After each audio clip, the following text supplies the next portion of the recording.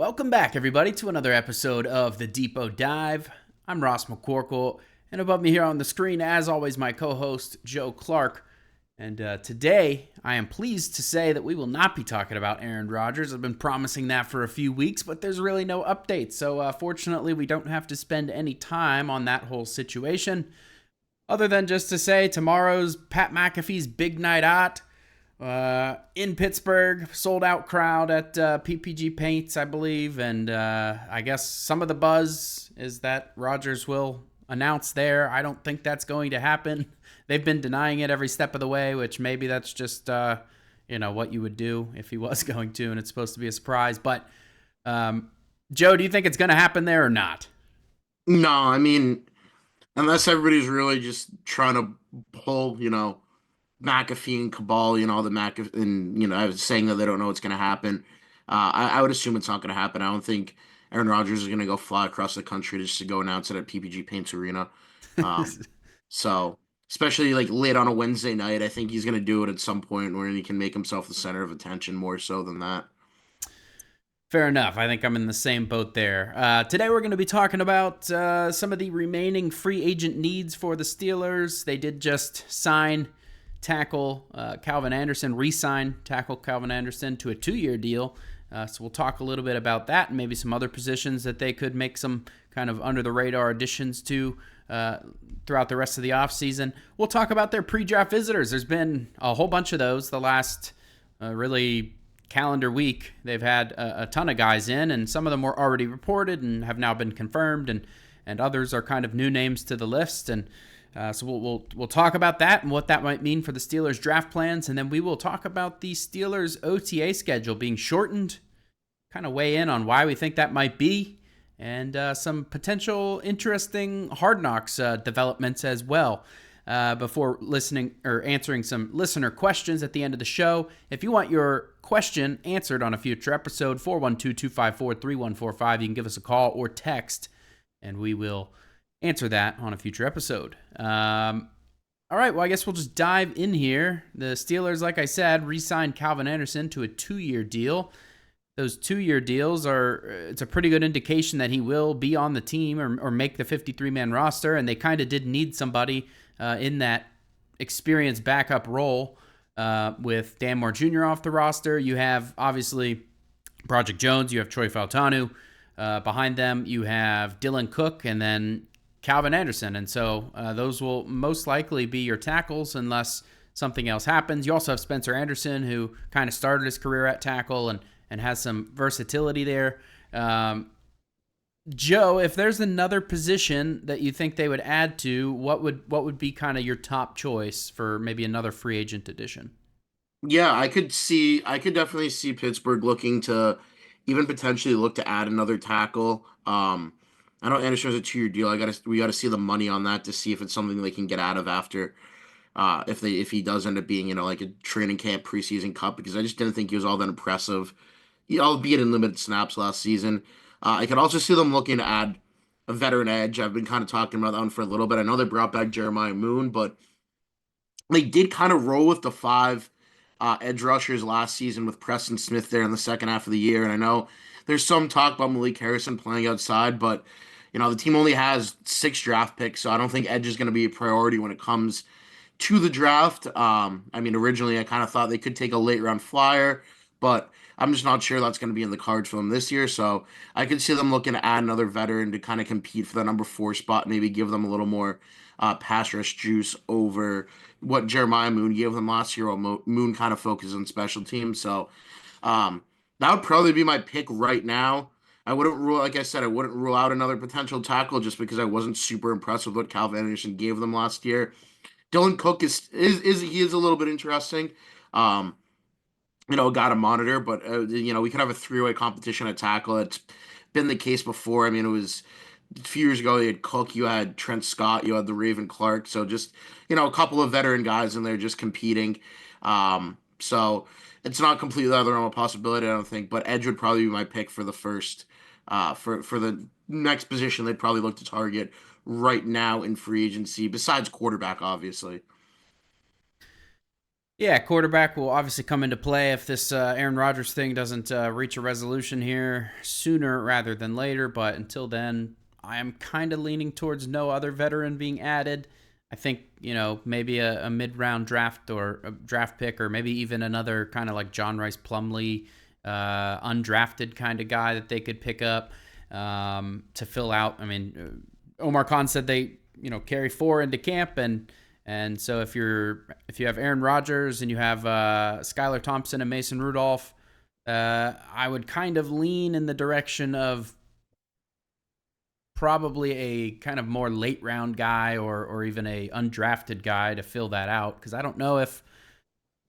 I kind of see Skylar Thompson. I mean, he has some experience, and that's a positive. So unless they draft a guy in like the mid round that they obviously wouldn't want to cut, then yeah, I mean maybe our quarterback room would just be Rodgers, Rudolph, and Skylar Thompson, with whoever that is in camp, kind of getting the short end of the stick like John Rice Plumlee last year. But I think, what do you think about DeMarvin Leal? Because you talked about edge rushers, you talked about Jeremiah Moon.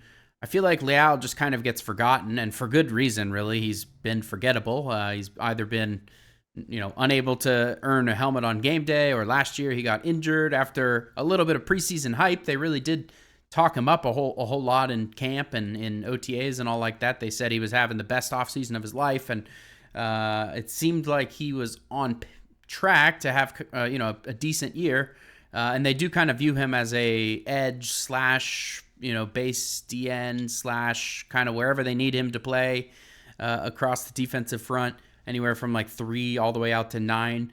So what do you think of Leal? Like, if I had to ask you right now, is he going to be on the roster come cutdowns? And do you still kind of, with him in the picture, do you still kind of see edge as maybe a position they could add to? Yeah, I mean, I think it kind of just depends on the defensive line depth at this point. I think Leal is kind of more at this stage. He hasn't really shown much of anything as an edge rusher since his rookie year. So I think he's probably more of kind of a base D end, and I think if he's on the roster, it'll come down to what they continue to do at the defensive line position, because they have to continue to do more, and how he does in training camp. I mean, he's kind of been a major disappointment as a third round pick up to this point, but I still have some hope for him. He's still kind of young, so I hope he can. I hope he can turn it around this year and kind of make the roster as rotational backup depth defensive lineman. I don't really think at this point he's factoring too much into the equation at edge, so that doesn't really change my opinion too much on that. But I do hope that Leal can kind of turn things around and at least make himself useful this year. Yeah, I mean, the whole like run stopping thing and how the league's transitioning to more of a run league. I mean, we'll talk about this in the pre-draft visit section, but they brought in that Elijah Roberts, and he's kind of like a Leal-esque type figure who maybe is more edge than D-line, but still kind of a tweener body type, and can kind of play both. I do see, I mean, yeah, Leal hasn't shown really much on the edge, but they were using him there a little bit last year, and in like run stuffing packages where they need some beef out on the edge, he might factor into it a little bit. I don't want to fully discount that, but I mean, he said on his podcast, or he said on, I forget which podcast it was. It's called Psychotic, and I can't remember the full name of the podcast, but he was psychotic and hypnotic or something. Yeah, some rhyming words, and one of those words is psychotic. Sorry, can't quite remember the full name of that, but we wrote about it on the site, and he talked about this kind of being a redemption year for him, and hopefully that turns out to be the case. I mean, you look at a guy like Daniel Quale, who they signed. He was an undrafted guy in 2018, and basically didn't really get any starting time other than maybe like 5 games several years ago. He didn't get any real full-time starter experience until this past year, which is year 7 or 8 in the league for him. And so, a guy like Leal, I don't want to fully discount the possibility that he could turn into something. I mean, even this is a different situation, but Cameron Hayward didn't fully break out until year 3, 4, 5 even.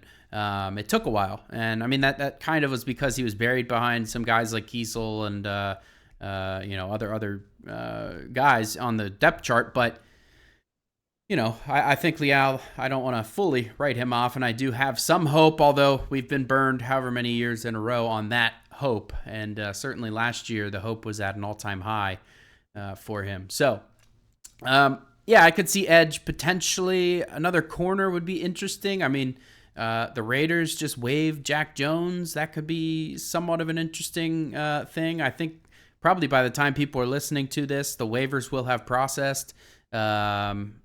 I wouldn't imagine they would claim him. I don't know what his contract is, but if he clears waivers, maybe they can kick the tires on him. Former fourth round guy. He had his most productive season last year with 16 passes defensed.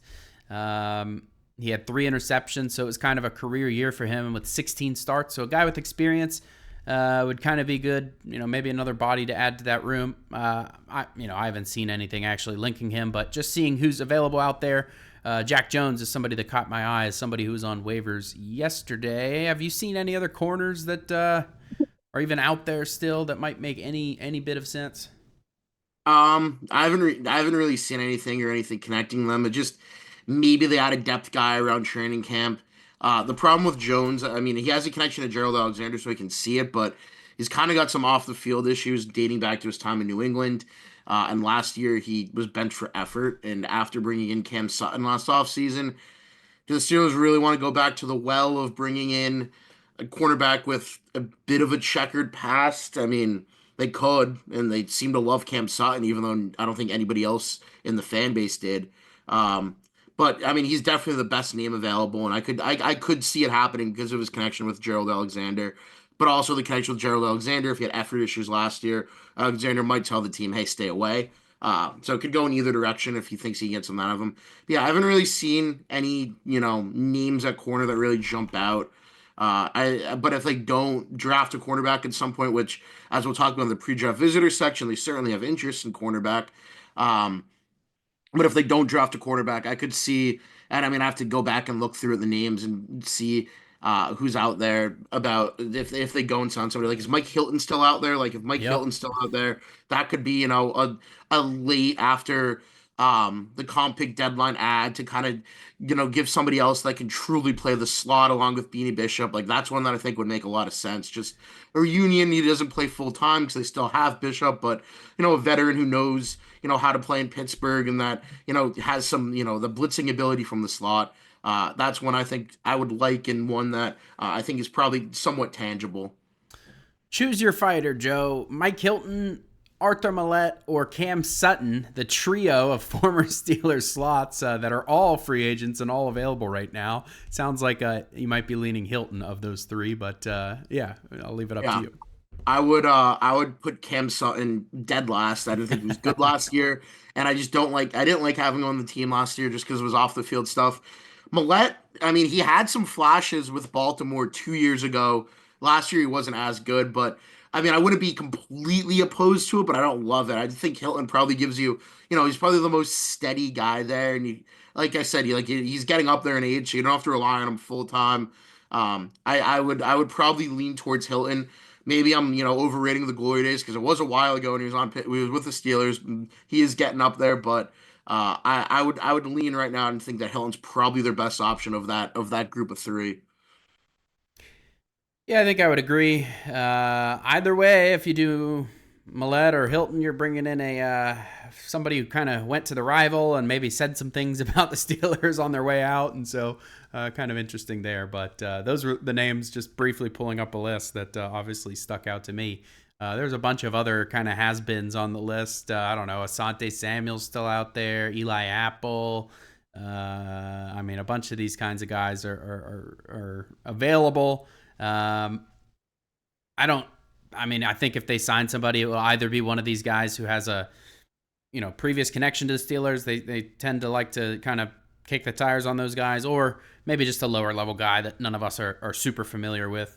Is kind of the way I see that going. But yeah, I think that pretty much covers this first topic. We'll move on to the pre-draft visitors, and like I said at the top of the show, a bunch have come in recently. Some of them had already kind of been reported along the way from various, Pro Football Network or, just from other random podcast appearances where these guys kind of said that they had an upcoming meeting with the Steelers that we've we managed to find. So a lot of these guys have lived on our tracker for quite a while, but some of them are new names. We have quarterback Jackson Dart.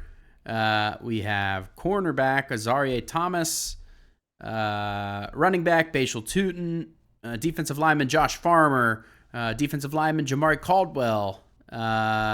Defensive lineman / edge Elijah Roberts. Cornerback Trey Amos.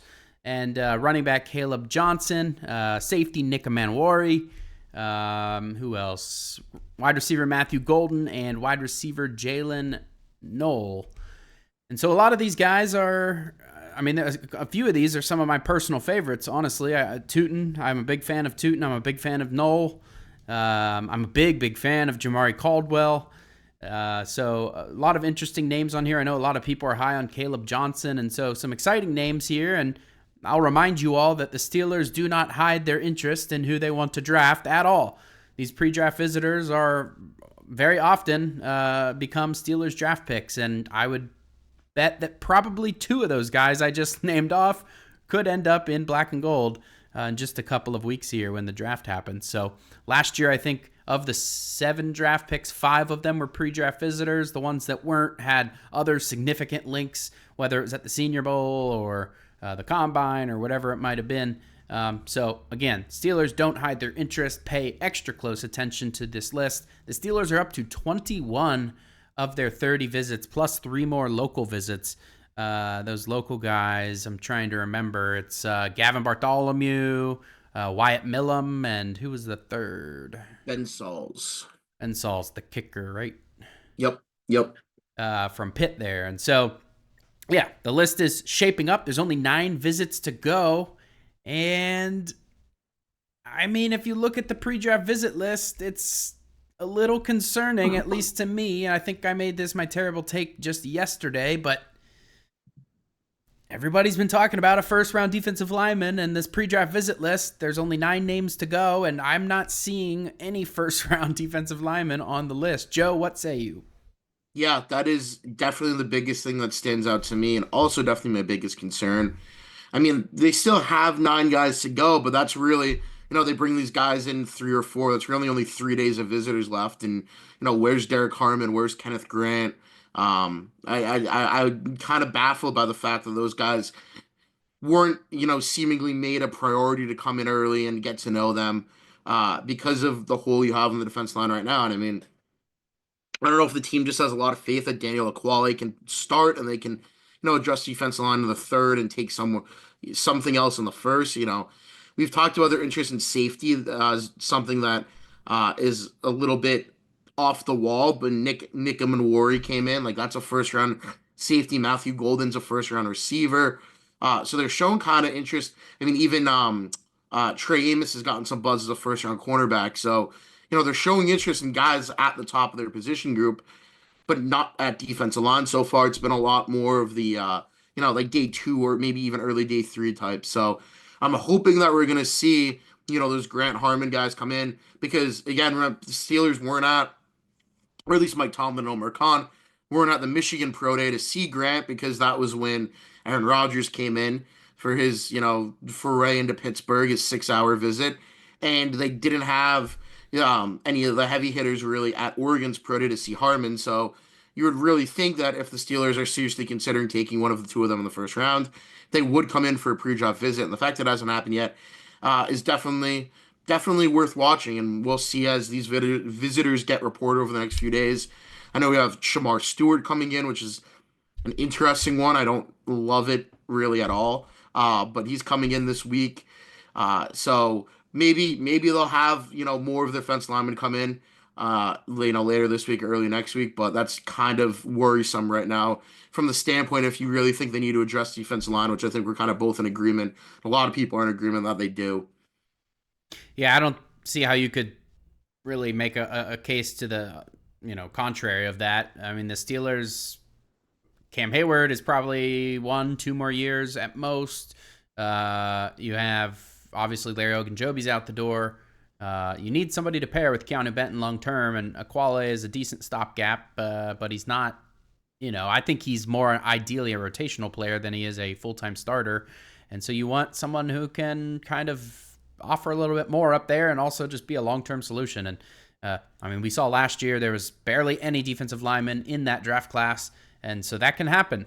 There can be a year where there aren't any defensive linemen. And so if you come into we could just do this next year, you can't really play that game because, as we saw last year, maybe there literally just aren't any. So this is a particularly deep class, so I get maybe waiting. Maybe it doesn't have to be a first-round pick. Maybe they want to take advantage of the depth, and maybe they're comfortable with some of these kind of third-round type guys, or maybe even trading up into the second or whatever that might be. Maybe that is possible, but I want to do a little exercise, Joe.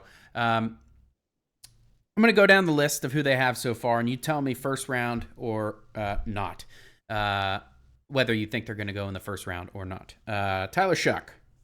No. Jackson Dart. Yes. DJ Giddens. No. Dylan Sampson.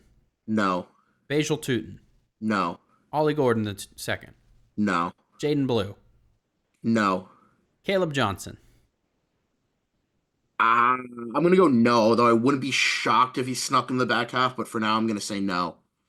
Jalen Knoll. No. Savion Williams. No. Jaden Higgins. No. Matthew Golden. Yes. JJ Pegues. Nope. Yaya Black. Nope. Joshua Farmer. Nope. Elijah Roberts. Nope. Jamari Caldwell. Nope. Shamar Stewart. Yes. Okay. Azaria Thomas. I'll go yes. Okay. Trey Amos. No. And Nick Manwari. Yes. Okay. So the full breakdown right now of first round picks that they've had in for pre-draft visits, or at least in our mind. I pretty much agree with everything you did there. I would maybe put Amos on kind of the borderline of he could slip into the late first there. But we have, I put 0.5 for running back because we were on the fence about Caleb Johnson. Wide receiver 1, quarterback 1, cornerback 1, safety 1, edge 1. Notably missing is defensive line, and so the spot that everybody thinks is going to, every single mock that I've done has been defensive line in the first. I've been talking about defensive line in the first, this is not unique to me, as has pretty much everybody since January or even before that, even, in the midst of the 5-game losing streak when it pretty much seemed like the season was over. What was everybody talking about? Getting defensive line help. And here we are with 2 weeks to go, with only 9 more pre-draft visitors to go, and not a single first-round defensive lineman on the list. I do think that will change, but until it does, it is concerning to me, at least.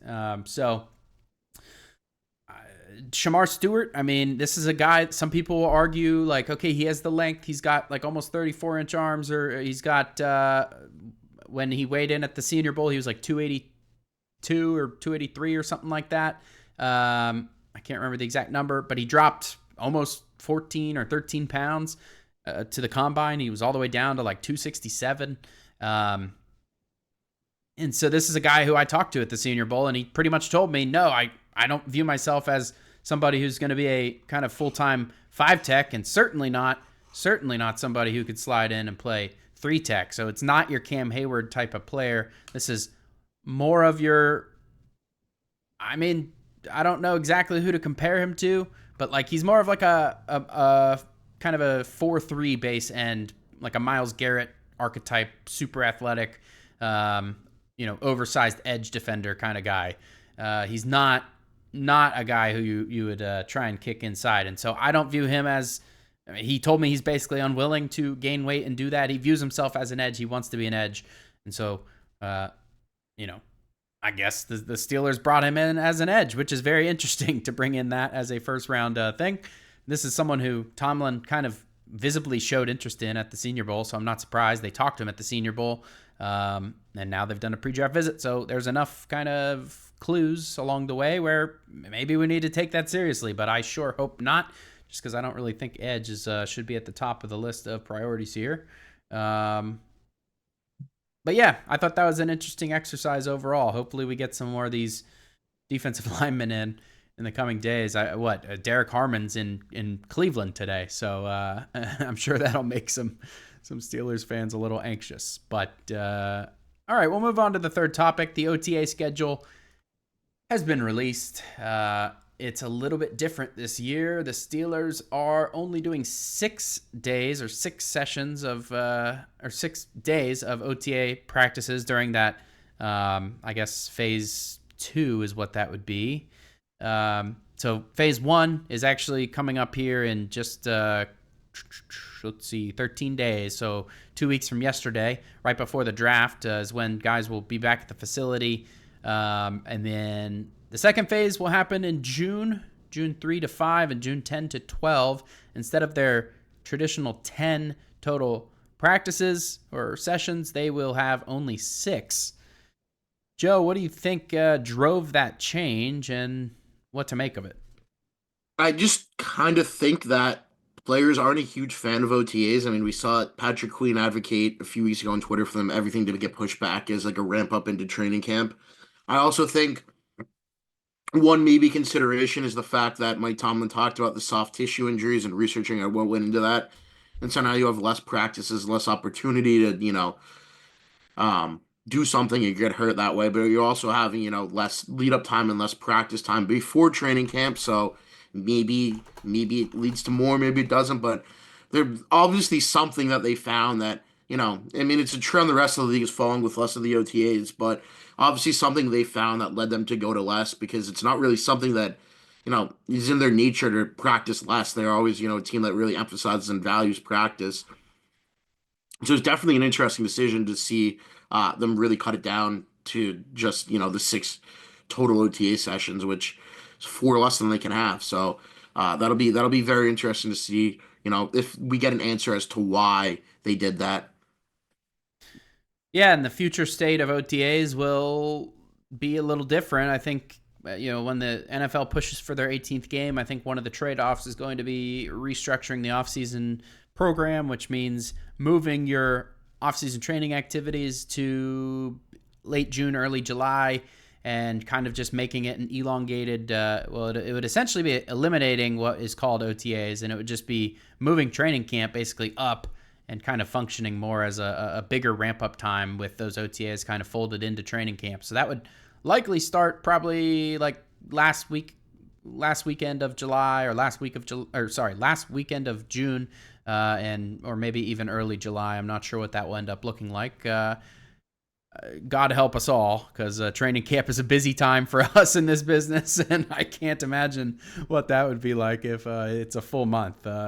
So I'm definitely anxious or eager to see what that ends up being. But yeah, I just thought it was interesting that, I don't know, the players are kind of pushing for this as presumably part of the negotiation for the 18-game season, among probably other things like maybe looking at the franchise tag or 5th-year option or rookie contract length or whatever it might be. There might be a lot more that goes into it. But it is interesting for teams to – I don't think the Steelers were the only ones to do this either. And so I think glancing over it, there was at least a few other teams that had less than their full 10. So, yeah, I don't know. It's interesting from the NFL's perspective. It's like if you're on the side of the negotiations of the NFL, you'd be like, what are you guys doing giving up all these OTA practices? This is something that we're trying to kind of use as a bargaining chip against the NFLPA. But that's just kind of my I don't know, analysis that really is based on nothing. But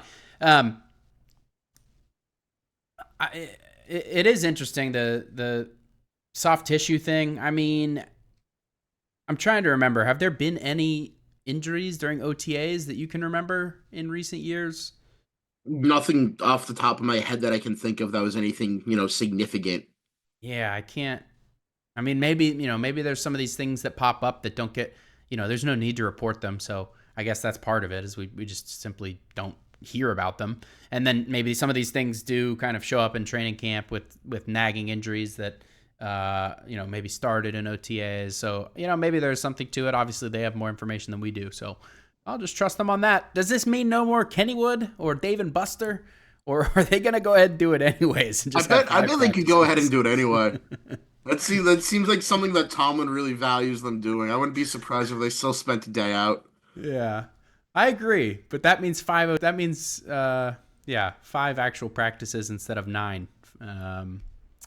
So yeah, kind of interesting there. But this one isn't on our topic list officially, but Hard Knocks seems to have changed their rules, or I guess expanded how they could force teams to be on their program. And Albert Breer reported this one. Essentially, it's kind of confusing. They laid out some criteria, but essentially, they took away the playoff stipulation, meaning if you've made the playoffs in the last couple of years, you've traditionally not been eligible for the training camp version of Hard Knocks. Those don't apply to the in-season. So what they're going to do is they're going to rotate the in-season every I guess 8 years. There's going to be a different division on a kind of consistently rotating schedule. If you are on the in-season, then you're not eligible for the training camp, or if you're on the in-season the next year, you're not eligible for training camp. But it doesn't say anything about last year, which means the Steelers might be eligible. Joe, do you think the NFL would do that to them? I sure hope not after they had him on the in-season version, but I mean, it makes for assuming they send Aaron Rodgers, and makes for the best storyline. So, and all the Hard Knocks people raved about having the Steelers on Hard Knocks and how great it was.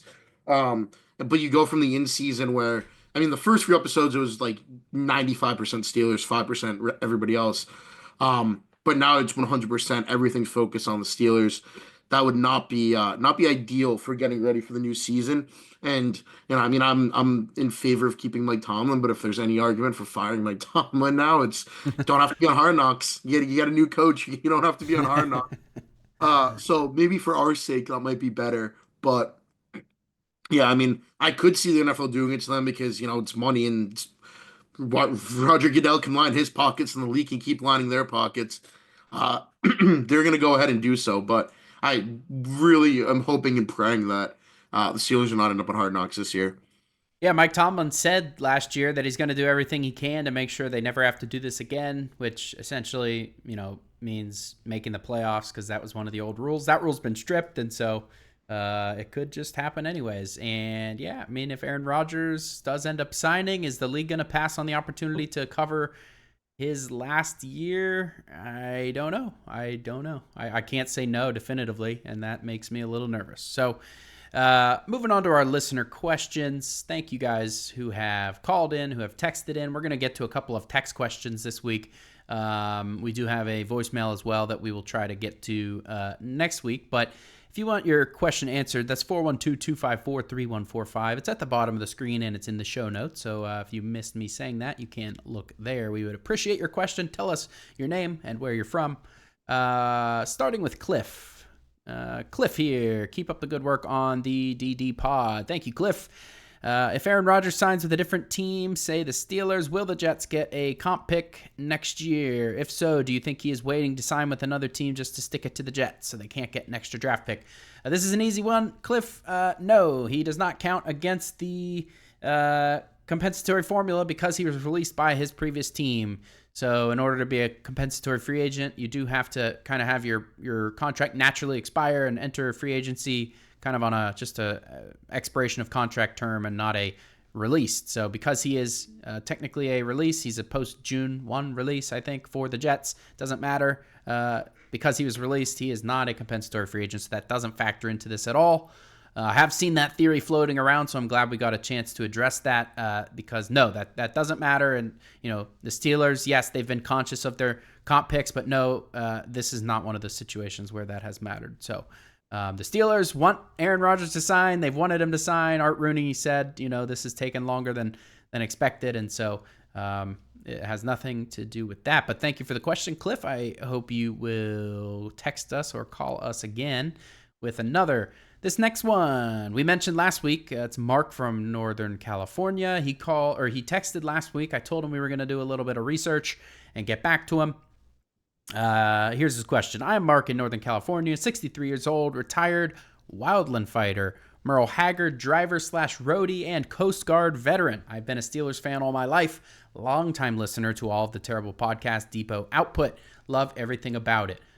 Thank you, Mark. We do appreciate you. DJ I looked up the pronunciation. DJ Oweungalele, I think is close enough for right now. Seems like an interesting prospect or project for the Steelers. I asked about him as a prospect for the Steelers, directed at Alex Kozora and Dave and Tone Diggs as well on the Pat McAfee show, but nobody answered me. Maybe I didn't make myself clear. I'm talking about him as a project. He was a 5-star recruit coming out of high school, but struggled a bit in college. Nevertheless, he is 6'5", 245 pounds, can definitely see over the offensive line, and has a cannon of an arm. I read somewhere that he threw the ball 82 yards. Maybe the Steelers can get him as an undrafted free agent or in the last round, but I feel with proper guidance and adjustments, he could be a project that becomes a prospect. I don't know if he played in any of the Senior Bowl All-Star games, but I'm sure you guys know more about him than I do. Well, the answer to that question was no last week for me. Maybe Joe knew a little bit more about him, but I did look into him a little bit as promised last week. This is a guy who was with Clemson for a few years, went to Oregon State, and had an okay season in 2023, and then he transferred to Florida State to finish out his career. He only played in 5 games. Did he have an injury, Joe? Yeah, he got hurt. Then I think that's part of the reason why I didn't play in any, postseason. I don't think he was going to get a Senior Bowl, Shrine Bowl invite, but didn't play in the Hula Bowl, the Tropical Bowl, or anything like that because he was still dealing with an injury. Yeah, we see, 5-star high school prospects, like, there's all these kinds of guys all the time that don't, pan out. Some of them don't even make the league, or if they do, they have basically nondescript or, careers that nobody ever really hears of. So I get wanting to be excited about a guy who was a former high recruit, but you have to know that was what he spent 5 years in college. That was quite a while ago at this point, and he never had a season where he threw over 2,700 yards. I think his highest was 2,638 last year with Oregon State, 21 touchdowns to 7 interceptions. His production just wasn't that impressive. His rushing production was, okay. His best season, 142 attempts, 545 yards, and 7 touchdowns. But this is a guy, I don't know what he would run. He didn't run anything anywhere, so it's hard to say. But just glancing at his tape, to look at him briefly to prepare for this, it didn't seem like a guy who was overly super athletic as one of his traits. He's not a speedster by any means. I think he could, he has the size, and I think he has enough speed to probably, bull over some guys, but he's not somebody that's going to make you miss as a runner, I guess is what I'm trying to say. He's more of a pocket guy. Joe, what are your thoughts on this player? Yeah, no, I like the question because he was a guy that before the season. I think it was after the Trevor Lawrence year, either the year after that maybe. He was getting a little preseason first round buzz because he came in and was okay during the season, but he never really put it together. I watched a little bit of Florida State earlier this season. Obviously, they kicked off the season this year against Georgia Tech and got upset. So I watched a little bit of them. I saw him play Memphis earlier this year. His mechanics just aren't great. His decision making isn't great. So the physicality, the athletic traits, like they're there. He's got elite size, and he can throw the ball really well. He's got he can throw the ball super far down the field. He's got great arm strength, but the mechanics just aren't there, I think, for him to succeed well enough in the NFL. Will a team take a flyer on him as an undrafted free agent if he's healthy? Probably. I could see that, but I think in 2 years he's probably going to be in the UFL playing for the Memphis Showboats or something like that, just because the decision making between the years just hasn't shown itself, and the mechanics just aren't great.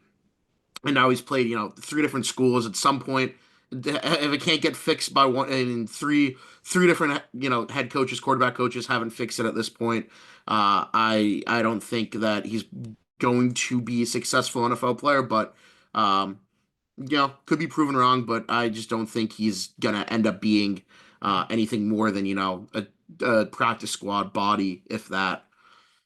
Yeah, we talked about at the top of the show. Maybe the 4th quarterback they bring in is an undrafted guy, and maybe this guy could make sense just because some of those tools. Obviously he appeared to have a pretty strong arm from the little tape that I watched before this. Strong arm, and I don't know if he necessarily is the most accurate or most polished, but yeah, I think there's some tools to maybe get excited about. I think the fact that what, Dan Colbert was at the FSU Pro Day, and so he would have at least talked to him. I don't think he actually worked out there, but maybe he could have talked to him or talked to people about him. That's kind of the only interest that we have potentially in that player. Otherwise, there's been nothing linking them to him at all. And so maybe, I again don't know the most about this prospect overall, but I like the question overall. And we appreciate your question there, Mark. Thank you for your service in the Coast Guard. And I would love to hear more about your Merle Haggard, driver or roadie. That seems like an interesting life you've had, Mark. So we thank you for the question. We hope to hear back from you again soon. With that said, this is all we have for today's episode. If you want to give us a call or a text, 412-254-3145. I'm Ross, that's Joe, and we will catch you guys next time.